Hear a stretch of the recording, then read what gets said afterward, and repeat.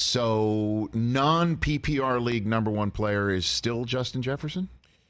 Non-PPR, I mean, yeah, Justin Jefferson's probably just as safe as it gets. Even though it's not PPR, you know he's going to be up near the league lead in yards. He's going to have touchdowns. Last year, he should have had more touchdowns. Like, he should have, as great as he was last season, yes, based on his yardage and his targets, where they were on the field, he should have positive touchdown regression coming. So I think, yeah, he's the number one pick. You don't know the health of running backs. And so even though like a guy like Derrick Henry, way better in a non-PPR, I think with the number one pick, you could still go wide receiver. Derrick Henry, I've had the last couple of years, and watching him run off the field every third down has driven me insane.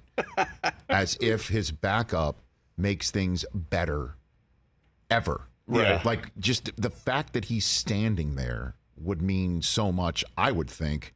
In the same way as Susie would recall from back in the day, Reggie Bush should have been out on the field at the end of that Rose Bowl game against Texas. You know what I'm saying? I mean, ridiculous. I mean, so that's the way I feel. I think of that moment every time I watch Derrick Henry run off the field on a third down. That said, Justin Jefferson being number one overall, my favorite stat about him, and you've probably heard this, but I'll say it again anyway. He not only has the record for most receiving yards and touchdowns and receptions through your first 3 years of an NFL career, but he has it for the first 4 years of an NFL career. And he's going into his fourth year this year.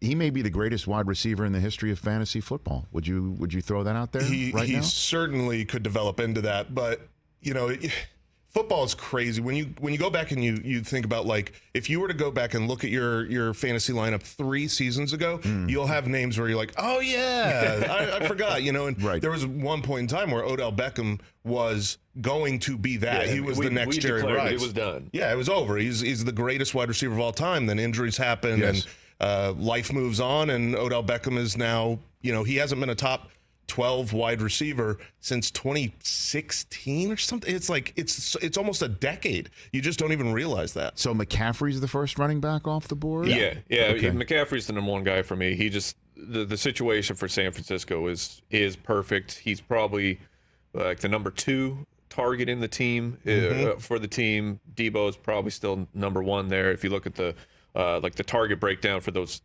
small sample, but the 4 or 5 games it was that we had Brock Purdy. Debo was his number 1 guy, and then we had McCaffrey, and the fact that you're gonna get 50 plus receptions plus all the goal line work. You want it, for your running backs, you have to get high value touches, and that's where it's at. A target is in fantasy, as long as you're in like a half or a full point PPR, statistically, just a target is worth about 2.5 times more than a single carry. So that's why we're always trying to target guys who can catch the ball. And with all the platoons everywhere, McCaffrey's not in a platoon. He is the guy.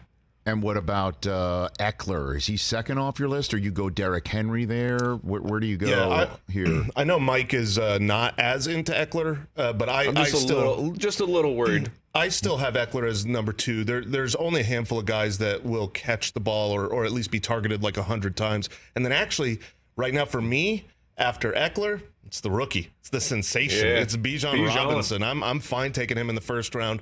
He, we don't know if the passing volume in Atlanta will be good enough to give him 100 targets, but we know he's good enough. And rookie running backs, they're a good investment in fantasy. Yeah, I mean, Chris Brockman, who's not here today because he's in Kansas City going through his annual Keeper League draft, had 3rd overall pick status. And he left thinking, I'm going to take him, Bijan at 3rd, because, you know, when you come back, he's gone. Yeah. So it doesn't matter if you take him 3rd. You know, if you're going to go take him 7th, what do you get, better value? I mean, you're just going to get him if you like him. What's your concern with Ekeler? What are you concerned with? It's just the age, which you can say, well, Christian McCaffrey is also a little bit older, so Ekeler is age, huh? That's a stat in fantasy football. Yeah, it's the running back age cliff is a real thing, and it's right around 27, 28. Come on, dude, I'm just telling you what the historical trends are for running backs. Which Ekeler is an outlier in himself to be an undrafted player to become what he is on the field, which is just awesome. Yes, that's so the age is like, well, maybe. it could be an issue. And he's been so overly efficient in touchdowns, which, again, he is an outlier of a player, but the rate at which he has scored touchdowns has been well above where he should be. And then so last year you had Keenan Allen miss that huge amount of time with the hamstring injury. Mike Williams kind of on and off the field.